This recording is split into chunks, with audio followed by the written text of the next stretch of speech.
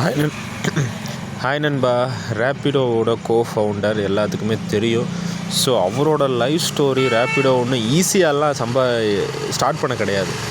75 time ஒரு ஃபவுண்டரை பிடிக்கிறதுக்கு அவர் ரொம்பவே கஷ்டப்பட்டு அது ரிஜெக்ஷன் ஆகி இன்றைக்கி 100 சிட்டிஸில் ரேப்பிடோ விட்டு அதில் எவ்வளோ லாபத்தை அவர் ஏர்ன் பண்ணியிருக்காருன்னு பாருங்களேன். இது இப்போ ஒரு கம்பெனி லாபம் அடைஞ்சால் தான் அதுக்கு கீழே இருக்கிற குடும்பங்கள் நிறைய பேர் வேலை செய்வாங்க. அதாவது இப்போது ஆட்டோ மட்டும் பிழைக்கணுங்கன்னா அது சுயநலம். இப்போ இந்த ரேப்பிடோனால் ஆஃபீஸில் வேலை செய்கிறவங்க ஒரு குடும்பம், அதுக்கு யூஸ் பண்ணுறவங்களும் ஒரு குடும்பம். ஸோ அந்த குடும்பமும் சேஃபாக இருக்கணும், கேப்டன்ஸும் சேஃபாக இருக்கணுங்கிறதுக்காக அவங்களுக்குன்னு இன்சூரன்ஸையும் கொடுத்து கஸ்டமர் போனாலும் அவங்களுக்கும் இன்சூரன்ஸ் இருக்குது. ஸோ இது மூலிமா நிறைய பேர் பயனடைகிறாங்க. அவங்களோட வாழ்வாதாரம் கரெக்டாக போயிட்டுருக்கு. ரேப்பிடோனால் யாரும் கெட்டவன் சொல்லவே கிடையாது. கெட்டவங்கிறது தப்பு பண்ணுற விதத்தை பொறுத்து. அவன் எதில் வேணாலும் கெட்டவன் பண்ணலாம். ஆட்டோவில் எடுத்தாலும் எத்தனையோ க்ரைம் நிறைய இருக்குது. நிறைய பேர் ஏன் போன வாரம் ஸ்கூல் பிள்ளை மேலே ரேப் பண்ணியிருக்கான் ஆட்டோக்காரன். கோயம்புத்தூர் பீலமேட்டில் தப்பாக நடந்திருக்கிறான் திருப்பூர்லேருந்து வந்த பிள்ளைகிட்ட. இந்த மாதிரி ஆட்டோ க்ரைம் சொல்லிகிட்டே போகலாம். ஸோ இவர் 2015 இதை ஸ்டார்ட் பண்ணார். பைக் டாக்ஸி, ரிக்ஷா, கேபு எல்லாமே இருக்குது. ஸோ இதில் மோஸ்ட்டாக மக்கள் பயனடைகிறது பைக் டாக்ஸியில் தான். ஆனால் இவங்களோட மேஜர் ஃபோக்கஸ் பயங்கரமானது 2 சிட்டியில் தான். ஸோ பெங்களூர் கண்டிப்பாக இதை 100 சிட்டிஸில் இப்போ விட்டுருக்காங்க. ஆனால் இப்போது அவரோட உச்சம் யாரும் தொட முடியாத இடத்துல இருக்குது.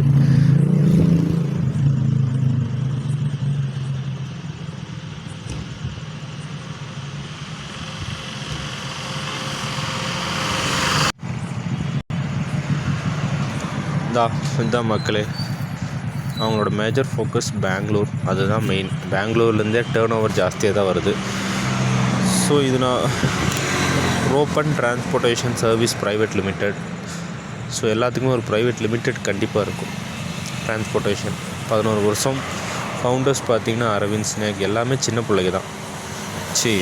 சின்ன பசங்க தான். ஹெட் குவார்ட்டர்ஸ் பெங்களூர் தான். ஆஃப்கோர்ஸ்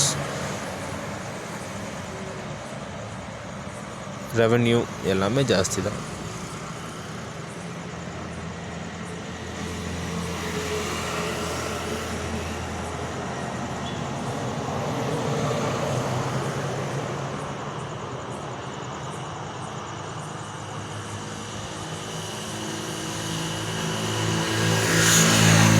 அதுக்கப்புறம் கோவை வேக்சினுக்கு அப்புறம் அவங்க ஸ்டார்ட் பண்ணது இ-காமர்ஸ்.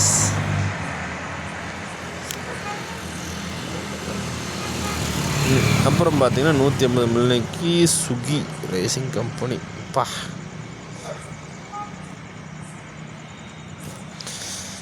எல்லாத்துக்கூடயும் டைப் வச்சுருக்காங்க. 2023 கேப் இன்வெஸ்ட்மெண்ட் ஸ்டார்ட் பண்ணியிருக்காங்க. Rapido become unicorn rising. உண்மையாலுமே 2024 அப்புறம் தான் அசுர வளர்ச்சியாக இருக்குது. 2025 ஃபுட் டெலிவரியை அனௌன்ஸ் பண்ணியிருக்காங்க, அதுவும் ஓனாக. Basic fare 20, addition 3 rupee every kilometers. Scooter, e-bike vehicle cannot be older தான் 2010 ஓல்டராக இருக்கக்கூடாது.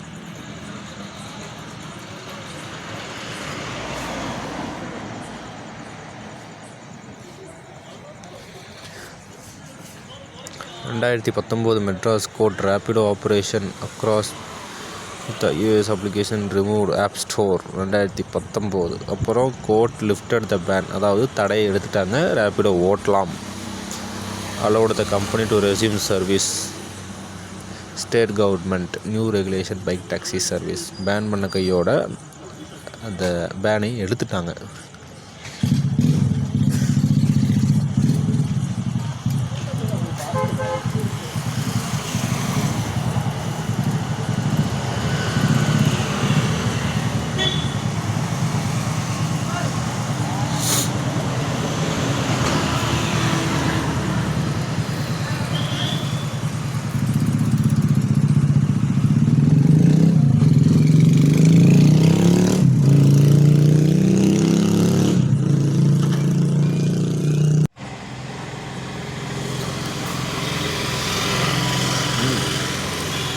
அண்ட் மோர் ஓவர் இதில் பார்த்தீங்கன்னா பைக்கில் போகிற எல்லாத்துக்குமே கஸ்டமர்ஸுக்கும் இன்சூரன்ஸ் இருக்குது.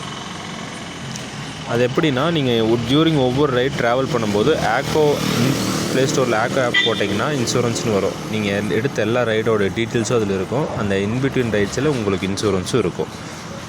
ஸோ தெரியாதவங்க தெரிஞ்சுக்கோங்க, தெரியவும் படுத்துங்க நண்பா. இன்னும் தெரியாதவங்க நிறையா பேர் இருக்காங்க. கஸ்டமர்ஸ் நீங்களே கூப்பிட்டு கூட அந்த இன்சூரன்ஸை க்ளைம் பண்ணியிருக்கலாம். சப்போஸ் ரைடரே ஃபாஸ்ட்டாக போனாலும் நீங்கள் ஸ்லோவாக போக சொல்லுங்கள். இன்சூரன்ஸ் இருக்குதுன்னு தெரியாமல் இன்னும் நிறையா முட்டாள்ஸ் எல்லாம் அவங்களே ஒரு வதந்தியை கட்டிக்கிறாங்க. அதாவது ஒரு சர்வீஸ் வளருது அப்படின்னா அந்த சர்வீஸை ஒழிக்கிறதுக்கு எந்த லெவலுக்கும் இறங்குறதுக்கும் அவங்க ரெடியாக இருக்காங்கன்னா அப்போ அவங்க எவ்வளோ ஒரு பேடான பிஹேவியர் உள்ளவங்க.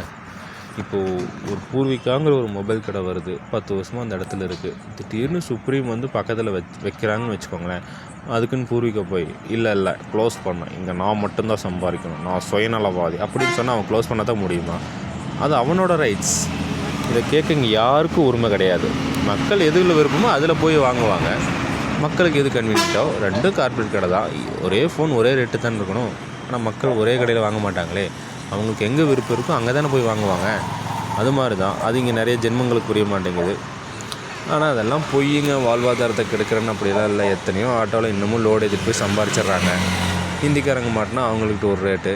அதெல்லாம் இல்லைங்க. கஸ்டமர்கிட்ட கேட்டால் அவங்களுக்கு தெரியும் எதில் போனால் சேஃப், எதில் போனால் அன்சேஃப்னு. டைமோட வேல்யூ தெரிஞ்சவங்களுக்கு எதில் போனால் ஓகேன்னு அவங்களுக்கே தெரியும். கர்நாடகாவில் இப்போ பைக் டாக்ஸி அப்ரூவல் வந்துடுச்சு. அது நியூஸ்லேயும் போட்டான். அதுவும் இல்லைன்னு தான் சொல்லி ஆடுவாங்க. ஸோ பைக் டாக்ஸிங்கிறது அது மக்களோட விருப்பம். அதை உங்கள் வீட்டுக்கு விட கிடையாது பர்சனலாக. ஸோ இதில் யூஸ்ஃபுல் இன்ஃபர்மேஷன் இருக்குது நண்பா. உங்களுக்கு தெரிஞ்சுன்னா அது பக்கத்தில் இருக்கவங்களுக்கு ஷேர் பண்ணுங்கள். பைக் டாக்ஸி பேன் கிடையாது.